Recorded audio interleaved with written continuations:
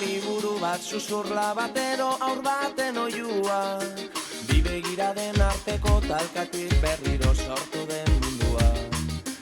Eskurik eskun lore bat, harri bat, mezu bat jaso eta beste